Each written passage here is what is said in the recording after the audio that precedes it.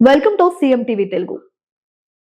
అంబేద్కర్ కోనసీమ జిల్లా కొత్తపేట నియోజకవర్గం వాడపల్లి మాడవీధుల వెడల్పు అభివృద్ధి కొరకు గ్రామస్తులతో అధికారుల సమీక్షా సమావేశం.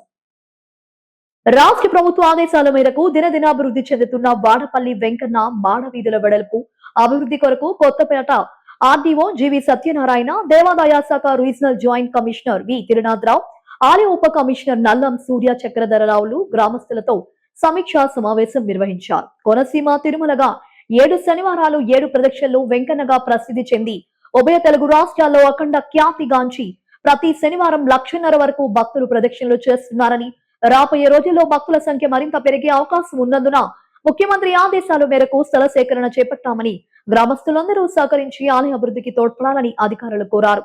గ్రామస్తులందరూ సమావేశం ఏర్పాటు చేసుకుని 2 రోజుల్లో తమ అభిప్రాయాలు తెలియజేస్తామని తెలిపారు. త్వరలోనే జిల్లా కలెక్టర్ తో సమావేశం ఉంటుందని, ఈలోపు తమ అభిప్రాయాలు తెలియజేయాలని గ్రామస్తులను అధికారులు కోరారు.